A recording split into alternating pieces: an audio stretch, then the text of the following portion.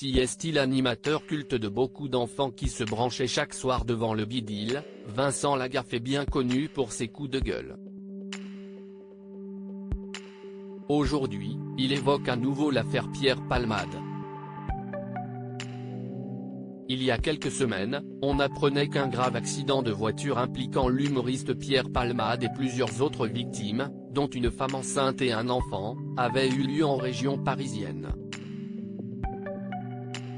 Un drame d'autant plus terrible que l'humoriste a été contrôlé positif à de nombreuses drogues, dont la cocaïne.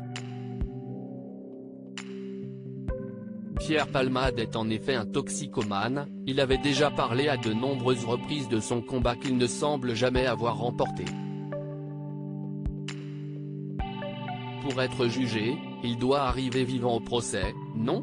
Se questionne Vincent Lagaffe au sujet de Pierre Palmade désormais entre les mains de la justice. L'affaire a néanmoins été largement relayée dans les médias et sur les chaînes d'information, qui n'ont pas hésité à évoquer minute par minute la teneur de l'enquête en cours, quitte à en faire trop, de l'aveu de nombreuses personnalités, et notamment de ses proches.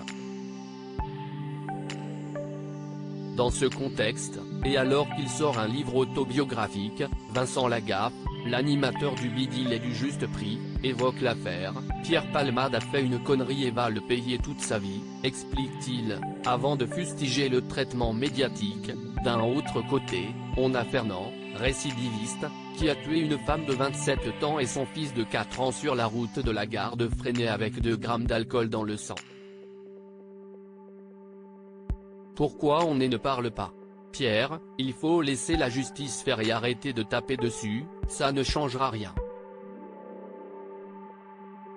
Pour Vincent Lagaffe, le futur professionnel de Pierre Palmade s'annonce compliqué, financièrement, il ne va pas s'en relever. Je ne prends pas sa défense, mais si est bon, il paie. Il vit dans une chambre d'hôpital car s'il va en prison, il meurt en 15 jours. Pour être jugé, il doit arriver vivant au procès, non ? Se questionne l'animateur. Avant Vincent Lagaffe, le traitement médiatique de l'affaire Palmade pointé du doigt. Vincent Lagaffe n'est pas le seul à avoir pointé du doigt les nombreux débats autour de l'humoriste.